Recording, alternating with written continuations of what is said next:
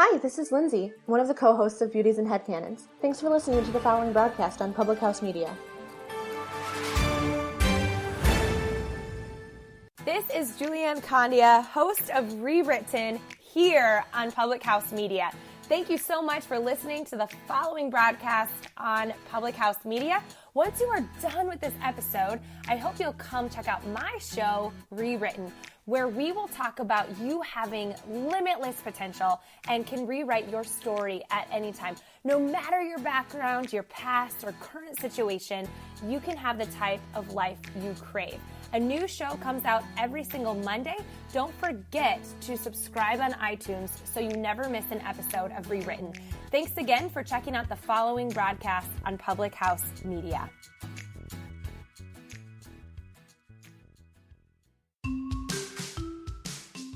Welcome to the C. Jane Sell podcast, a relatable sales podcast for your weekly dose of sanity. I'm your host, Chelsea Dupre. and I'm your host, Lee Nevis.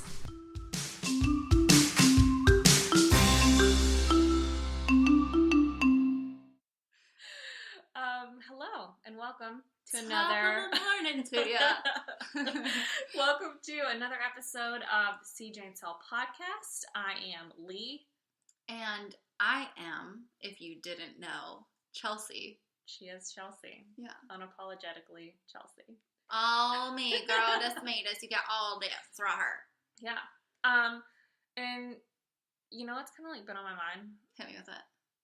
I think that, ever since we did this interview that everyone gets to listen to today, I've been thinking a lot about the why. 1,000%.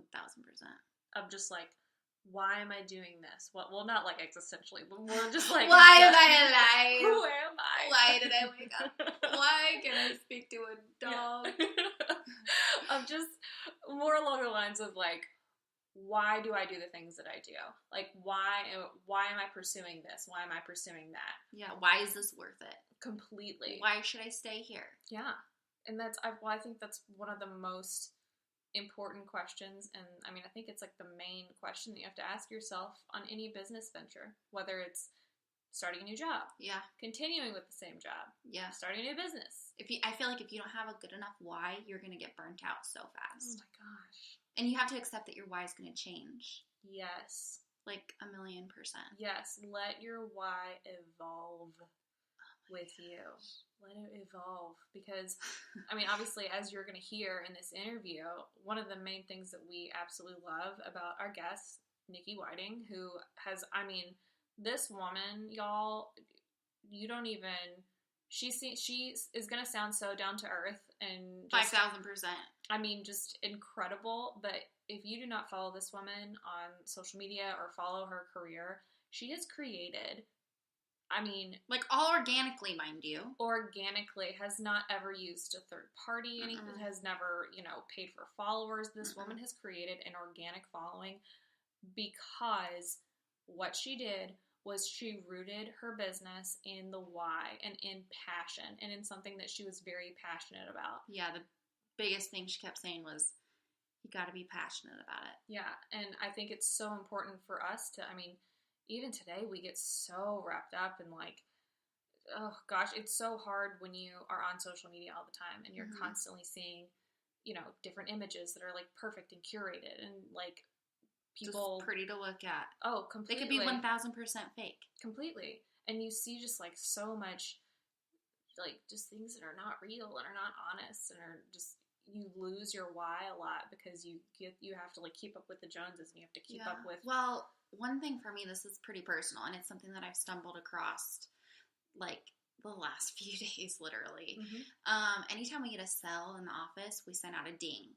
And I have really put myself and like identified myself with my career and successes and, sending out, oh my gosh, I sold it, ding, ding, ding, ding, ding. Like, I'm excited, but I'm finding I want to get that sell and I want to be successful because it makes me happy and I've done it for myself and I didn't freaking let myself down. I did what I did. I did it for me. I didn't do it for the praise. I didn't do it for the recognition. I didn't do it for anything because they're not going to see my bank account. They're not going to pay my bills. And it's not going to do anything outside of the world for them. It's just, I need to do it for me. So I'm refining my how and my why and really rooting myself in it. So, I'm kind of taking a step back from sending out sold this, ding, ding, ding. And I'm just really focusing on how I can be better, how this makes me feel, and just like how it makes me feel. Like, you sold this big account, you worked on it. Like, Chelsea, I'm speaking to myself. Chelsea, freaking, you go, girl. Like, you worked hard. Now let's get out there and let's get the next one. And good job. Like, the more I can really congratulate myself and, like, be happy with me and the work that I did versus, like, it depend on 6 other people telling me, good job, thumbs up, thumbs up. Yep. That isn't going to do anything for me in the long run. I love that. So that's just something after this interview, it, like, really sunk into me. Good, because you evolved your why. You made it internal and you made it to make yourself proud. I'm enough, and I can make myself happy. Oh, girl. Tear. Ooh, I want to bathe in that. I want to bathe in that. I love it. Nice. Well, I mean, we will go ahead and jump right into it. Without further ado, please buckle up, buddies. You are about to have your brains blown by this amazing, incredible woman. Without further ado, this is our interview with the one and only Niki Whiting. I like the movie intro. Thanks.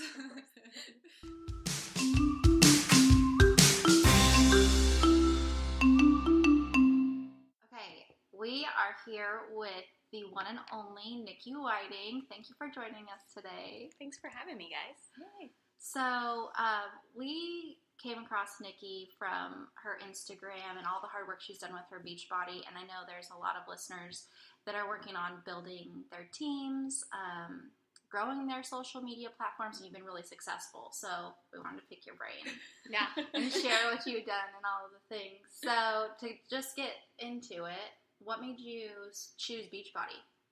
So I had no intention of ever joining network marketing, an MLM of any kind. Common story. Yeah, for sure. Yeah. I mean, I feel like across the board, most people don't normally say, I'm going to join an MLM. That's going to be like my career or job. Yeah. But it literally was something that I felt like kind of fell in my lap.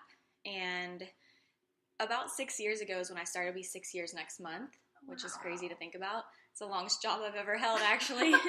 But back then, it was like even more uncommon for people to do MLM or network marketing. It was very like, oh, she's posting about something, she's trying to sell something. Yeah. And so I was very aware of that, and I was very fearful of that. But what made me choose Beachbody specifically was, at the time I had a few friends who were finding success as Beachbody coaches, like very successful in what they were doing. And they had been doing it for just a few months, really. And I had my coach reach out to me and ask about just simply being a part of like a women's online group where we got support and accountability to push towards our goals, learn healthier eating habits, stay consistent basically in a lifestyle change. And at the time I was 6 months postpartum. When I first was reached out to, I was like, I had no idea what Beachbody was. I did, however, have Insanity, which I didn't know was the same company.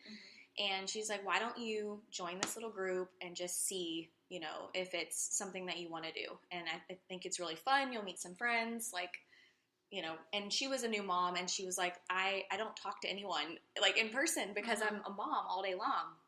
And I was experiencing that. I had been a teacher prior. I was 6 months postpartum at home, and the majority of my conversations were being had with my 6-month-old at the time. So I said, okay, I'll give it a shot. And so initially I just started as a customer, wanting to get back to like my pre-pregnancy weight and just feeling good and getting more energy and learning how to eat and healthier habits for my whole family. And within that time, I started to get really good results. And out of excitement, really started to share it. Oh my gosh, you got like a freaking 6-pack. Which I never had. People were like, oh, you must have had that before the baby. I never had like defined muscles before, like in college or any of that. And so I started to really love it and share it. I didn't have Instagram at the time. I only had Facebook, which was private. But I was sharing with friends and family my results and how excited I was in the groups. And so my coach reached out and said, you realize you're naturally finding these customers, bringing them to me without being salesy because you're passionate about it and you love it. And so I thought on it and I told her no. And she asked again the next month and I said no. And she asked a third time down the road and said, okay, either I'm going to continue to get your customers or you're going to try to do this. And so out of fear, I sat down with my husband and said, okay, I know I can get a discount. So if I could get a discount on the supplements, maybe it's worth it for me to sign up. And he looked at me and he was like, no, if you're going to sign up, you need to like go for it, go all in, do amazing. what they're doing. You know, like if you found that they've had success, you could do this too. And he said, so go all in and see what happens. And that's exactly what I did. And that was May 2013. Oh my God. And it's just continued to grow. And I feel like you have to choose something that you're passionate about. And for me, I was definitely not a health and fitness expert. I was not like a know-it-all. I was not a personal trainer, any of those things. But I was a mom who knew that getting to the gym was hard. And working out from home was actually possible, like real results were possible with that. And I was learning healthier eating habits that I was going to take for a lifetime. That was not a fad. It was not a diet. It wasn't anything crazy.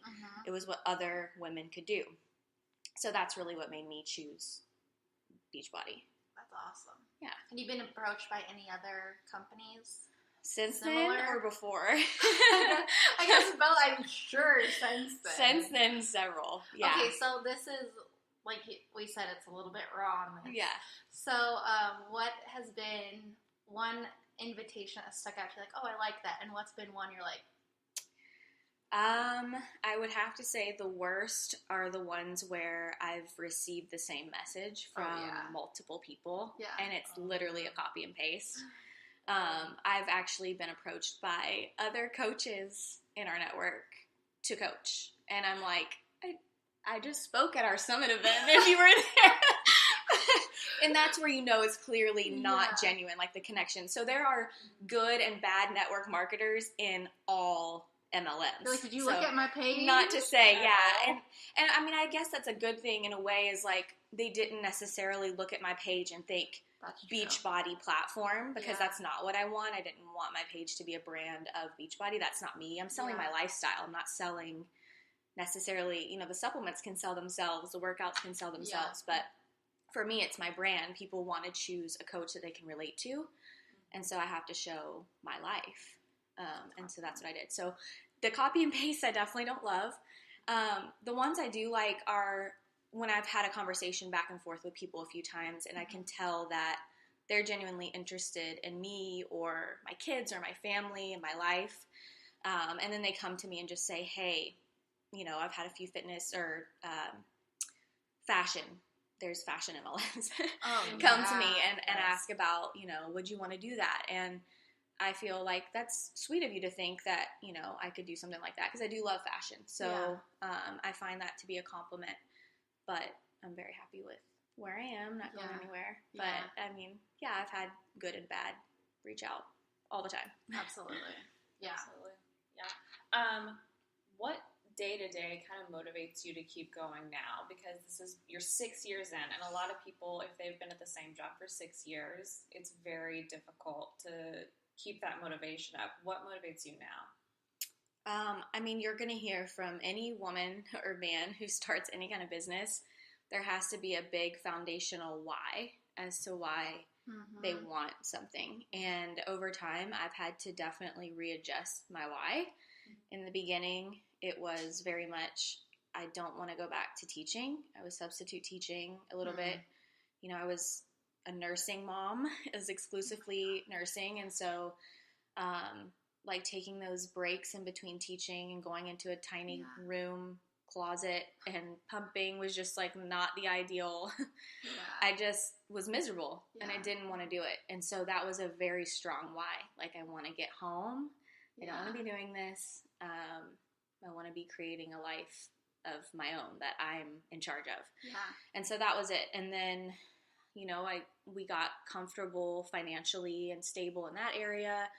And it was, okay, now I want to be able to provide for my children long term. Like, what does their college what's that gonna look like down the road? What's their life gonna be like in 20 years? So we looked long term with that. Readjusted the why, and a vision board has always been our home, like a dream home, someplace that we're gonna raise our kids. They're all gonna grow up here. They're gonna remember this space with the most memories of everything else. And so that was actually like a 10 to 15 year plan. And I mean, we're very thankful that we're able to do that now, 6 years in. That's awesome. Yeah, so that was a big push as well. And now I think the biggest thing for me is just to show other women that they can do it too. There's so many miserable people out there, and they're not miserable people. They're miserable in what they're doing, and they feel stuck, and they feel like there's nothing else out there, and they're living on someone else's time and someone else's hours, and it's just... There's so many options for entrepreneurs these days, especially with a social media platform that never existed before. It would have been so much harder to build a network market or any business, but now having that social media influence, being able to have that like infinite reach is so huge. And I want to show them that that's available for them too. So right now it's really just trying to find those other women who want to have that same freedom and show them that lifestyle. Are you pretty picky as far as like who you let on your team? Because you're going to invest time into these people, right? Yeah, you're definitely investing time. I'm never going to turn someone away. There's only been a few times where I've said, I don't think we're a good fit. Like, I think that you might mesh better with so-and-so. Obviously, if they've worked with someone previously, I'm going to redirect them, because sometimes people will, I do have a coach, but I want to come over here and chat with you. And I definitely try to keep the integrity of the business with, you never want to take someone's coaches or customers or anything like that. I've always tried to be ethical that way. But as far as who I reach out to and who I want, I definitely am, because it's someone who I want to see with me on the trips that we go on, and who I want to get on these calls with and work a business with. And so it needs to be someone who I have things in common with. They're people I want to be friends with, basically, is who I would want to be on my team. Absolutely. How do you now, what's like your best tactic? I guess like maybe like top 3 best tactics of like developing a new team member. Developing them, I think definitely sharing what's worked for me. Obviously, that's the easiest thing, is going to be for me to show them by doing. The speed of the leader, speed of the pack, monkey see, monkey do type of thing. They're going to duplicate, especially in the beginning, what you do. And so if you're salesy and you're, whatever you don't want someone to be, they're going to follow that lead because they don't know any better. They're trying to find their space, their footing. And I luckily had a great leadership in that area. My coach was very much like lifestyle driven, and she showed, she has 4 kids now, and she showed that this was something that she retired her husband, and all of that was doable. And so I saw how she was doing it, and I definitely wanted to recreate that. So I'm consistent. I show up every single day. I show up on social media every day. I show up with my team. I get on calls with them. Really just trying to be the leader that I would want to have, and that I want them to be once they have a team, because I know they're going to do whatever I do. On top of that is just being there for them. It's hard because you have only so much of yourself to give. And, there's about 10,000 in our downline now, and they're not all mine, but they're still they're there. Hey. Yeah. And some of them don't have a ton of support. Other ones, have stepped up into great leadership roles. They're awesome leaders. And so we definitely have been able to delegate and things like that. But filling your own cup first is something I had to learn.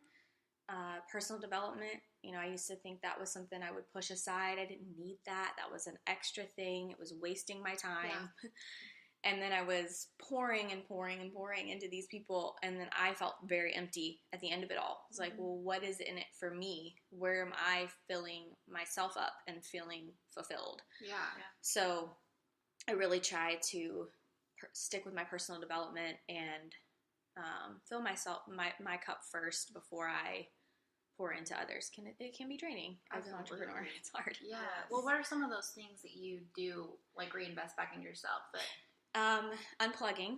Yeah. So a lot of people, are like, well, you run your business on social media. I do. However, I don't post 3 to 5 times a day. Like, that's not something I feel like is necessary to grow your business.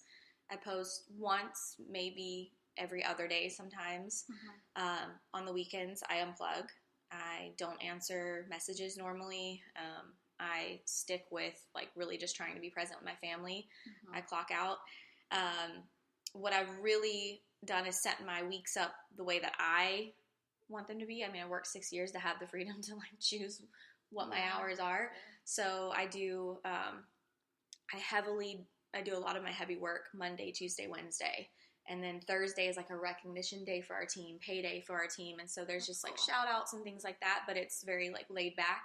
And Friday I kind of like I kind of get out of work mode and start to unplug for the weekend. Personal development for sure. Going on team retreats is something that I really like to do. I think that it's a time where I can just celebrate them and we can just hang out. And we don't talk work necessarily. It's just Build the fun. relationship. Yeah, the friendship side of it, which I absolutely love. And I turned off all notifications on my phone. So oh my gosh, I don't get Instagram smart. notifications. I don't get Facebook notifications ever. I never have those on. So when people are like, well, why didn't you respond yet? And I said, well, I have business hours. It's like I'm not going to be attached to my phone when my priority was to be home with my child. I don't want them, soon to be 3, to see me on my phone 24/7. So I have times that I plug in and times that I check out, and you just have to keep the social media side of it professional. Absolutely. I love that, especially because it's very easy, I think, in today's world with people building their business on social media. It's so easy to be on your phone constantly. Oh, I got wrapped right up into it. I mean, it became an issue at one point, early in my business, because I was thinking that I had to respond to someone right away or they were going to leave me. They were going to go to someone else. I was going to lose. It was very like fear-based mentality of like, I don't know. I was like very afraid that they were going to go to someone else. So I had to answer right away. And so my spouse was like, hello, I'm over here. You spend your time with your kid all day and then you all of a sudden they're asleep and you're working, and he's like, are you going to say hey? And so, you have to find that time of like, you really have to fill your calendar with date nights and like unplug time with your spouse, and all that is very, very important. And that's another thing that we do make a priority with filling our own cup is weekly date night. People are like, you guys go on dates a lot? I'm like, at least once a week. I mean, that's important. It's so important.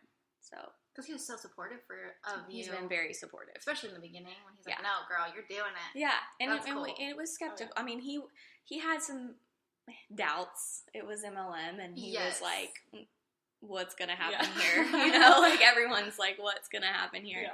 But out of everyone, my dad doubted me. He definitely said, what were you thinking when I signed up, were his first few words. And I didn't exactly have all the support in the world from other family, but he was always there. Had your back. Yeah. And as he saw my income grow and my team grow and my confidence grow, he was like, who cares? Like, who cares what they say? Definitely. And he's always been really, really supportive. It's been nice. Super cool. That is. Yeah. I think one thing that's pretty crazy that I've noticed is, especially in like interviewing people, it's surprising about how many of like them or you or like we did Hope Allen, how much of their family and best friends are so not like there, supportive, almost like they're haters. Like, how do you deal with that? Because that has to, at least at one point, affect you mentally. It definitely does. In the beginning, when you are not as confident, you don't know where your business is going to go, and like my number one fear was of failure when I signed up. Fear of what someone was going to say, fear of, like, what if I put myself out there and then they watch me fail? That was, like, the biggest thing for me.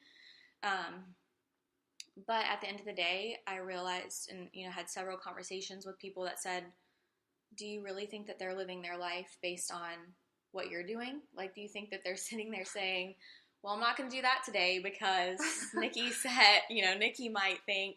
Yeah. And I had to look at it that way and think they're not living their life. They're more worried about themselves, really, at the end of the day. People are thinking about themselves and their life. It wasn't going to pay my bills. And I knew that I had a vision that was stronger than any of their doubts. And so if I could make that come to life, then it would shut them all up, honestly. And, you know, you get past, I think a lot of people just have a misconception of what an MLM is and what network marketing is. And the reality is most women entrepreneurs who have extreme success are finding it from at-home businesses, and a lot of them are network marketers. Well, there was such a, like, almost like a bad connotation that went along with network marketing or MLMs. I think it's kind of going away from MLMs more to network marketing. But, man, I feel like as time has gone, it's, like, proven that wrong. Yeah. I mean, I think that you set the tone with, like, having the ability to build a business without being super salesy and dragging everyone into it, you know, like, you don't have to sell to all your friends and your family to have success. I think that was a huge eye-opener for a lot of people, and just finding, you know, Beachbody, I feel like, was one of the first network markets to really blow up on social media and find that, like, rapid success. And it proved to a lot of other people that they can do it, whether it's in that MLM or another one. And I've seen, you know, several of them have success since. I have several in-laws who are in another network market and they're having extreme success too. So it's just nice to see women be able to be home with their kids and their family. And if they choose, it's still a job. It's still hard. It's still work. You know, I have a babysitter because if not, I would have to be on my phone to be working. So I do have some time where, you know, I have to be plugged in to work hours, but come, you know, school pickup time, I'm done and I'm there and I'm with both of them all day and all night. And it's just, there's a ton of freedom in being able to live the life that you want on your terms. Absolutely. Yeah. That's really awesome. Yeah. We were having a conversation this morning. We listened to a podcast called Almost 30. I don't know if you've ever heard of it, but they were talking a lot about balance. And how balance, that word is just, right now, it's so overrated because, like, you're never going to wake up and your life's going to be, like, absolutely perfection. So for you, now you're about to be a mom of 3. When you started this, you probably were not a mom of 3. So how have you been able to shift your focus and shift your mindset to make sure that you get your ish done, but you also, like, keep your sanity as well? Yeah, there's no balance. We've had several team calls on that, just to remind women that it's okay, because they have so much. They see people saying, "Oh, it's such a I have such a balance in my life." Like, I have, you know. No, the reality is that you're going to have, like, hustle moments and you're going to have consistent moments in your business. And for me, I have different quarters of my business where there's a hustle mentality, and then there's other times where I can just be consistent, and that's okay. And it's the same with my life. So, you know, when my kids are in school, it's way easier for me to have a work balance, like, more work focused. When my kids are home from spring break, it's like, what is work? Like, I don't know. I don't even know what day it is. I'm just trying to get by. So, but that's the beauty of it all, is that you plan around those moments. And so I know that I'm having a child in June. And so I've really been trying to build my business in these months where I haven't had morning sickness and all the other stuff that happened. And so really, you know, there's been a hustle period for me, and then I'll definitely just be in a consistent flow of, like, newborn baby season soon. But I don't think that there's a huge balance. It's either one or the other for me. Like, it's like a 80-20. Same with my eating. It's like 80% focused on family and just a little bit of time of consistency with the business, or it's like business and I'm, my husband is putting the kids to bed because I have calls or whatever. But that's okay. And I think it's okay for them to see their mom work. For sure. It's okay for them to see that they're building a life, for their family and working hard. And it's definitely much easier for me to have that life versus an everyday 9 to 6, picking up the kids from daycare, giving them a bath and putting them to bed. Yeah. So at the end of the day, I have to be okay with them seeing me work sometimes. That's okay. Because I'm not, at least they're seeing me work, you know. It could be vice versa. It could be where I'm not with them at all. And so I have to, and not to say anything against moms who leave and work, because it's the reality of what people have to do. Yeah. My mom did it.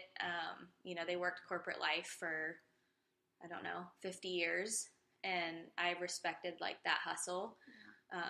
But in this day and age, I just wanted something different, and you can. There's the opportunity if you want it. Not everyone wants to be home, and that's okay too. Yeah. It's hard. That's true. It really is, and that's okay.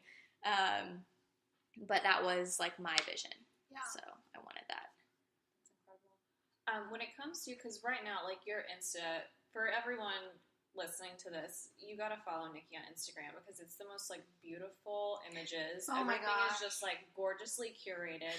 So when you're creating content, do you do this? Are you like, you know what, Sunday I'm going to sit down and plan out what I do, or is it just a spur of the moment? You feel inspired? Yeah. What's your thought process? It's been spur of the moment. I definitely have taught my team, especially those who are working full time, that a planned content is totally something that you could do, because the reality is they don't have time to like spur of the moment. I'm going to take a picture right here. They're working all day, you know? So there were definitely moments where I would take lots of pictures, and we still do this. Like as a family, sometimes on the weekend, we'll just take a bunch of pictures for content and have it, for future posts and things like that. But I tend to find my best traction, the ones that are felt most with my followers, are the ones that are spur of the moment, the ones that I'm just thinking off the top of my head something that really speaks to me versus a quote or something like that. And the most relatable ones tend to be the ones where I talk about real life struggles. My life isn't perfect. I like aesthetically pleasing pictures. I think it's fun, We do, even my husband has like found this love for photography, and he likes figuring out the camera, and he's awesome. If it wasn't for him pushing me to like take pictures in certain places, I probably wouldn't have near as many pictures.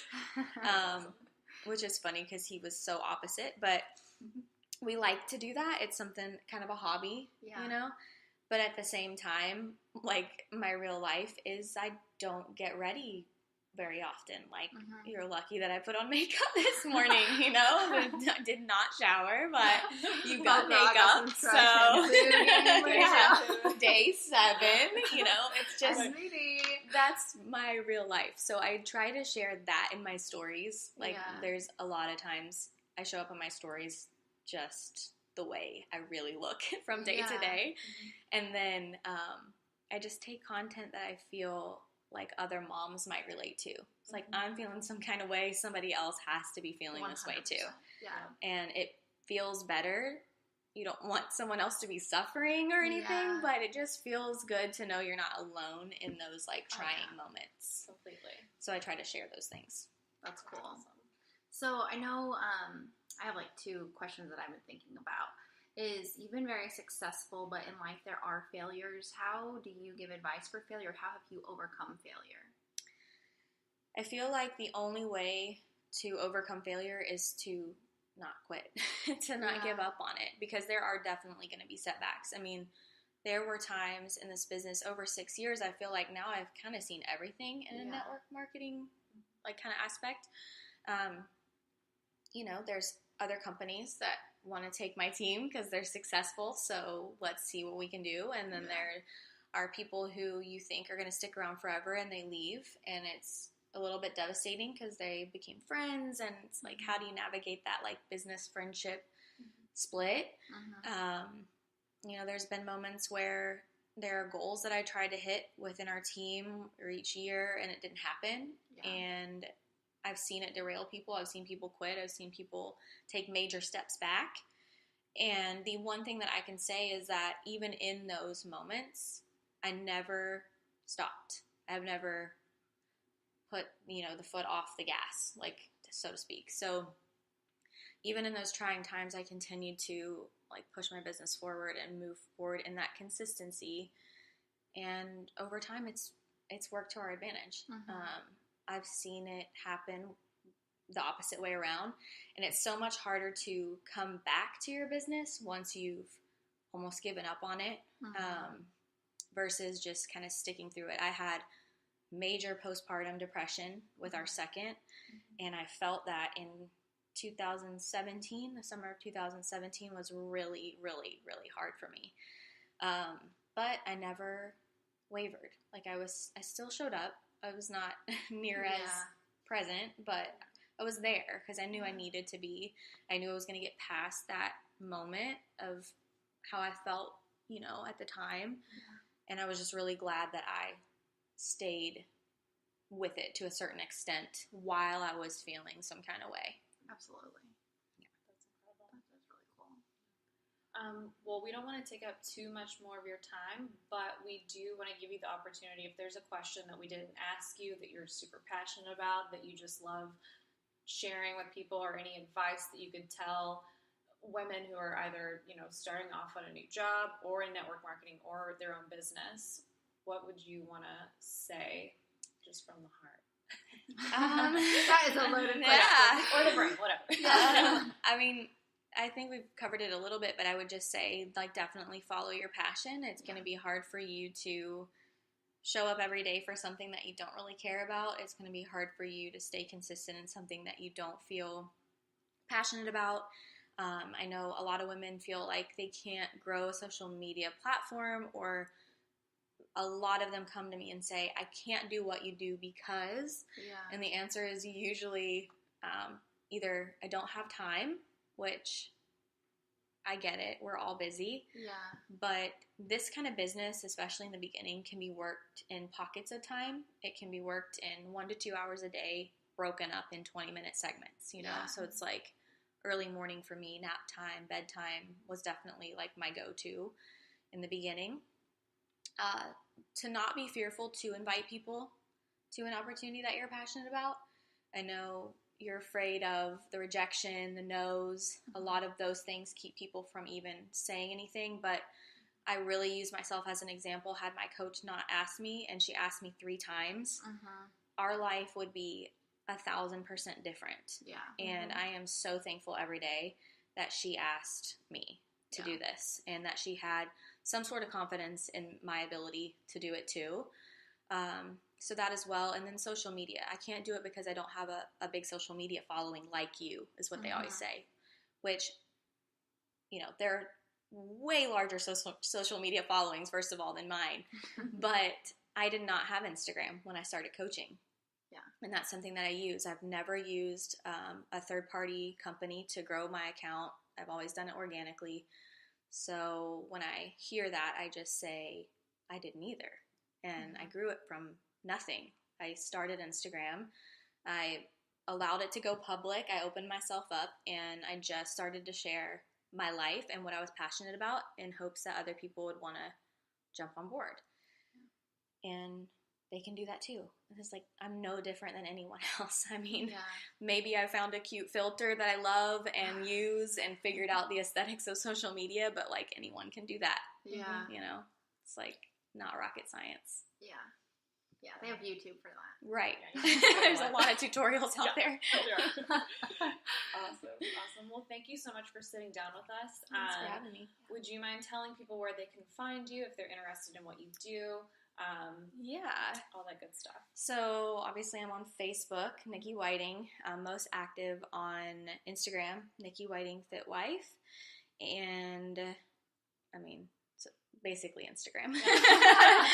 So you can find me there on Instagram stories every day. And showing up with posts.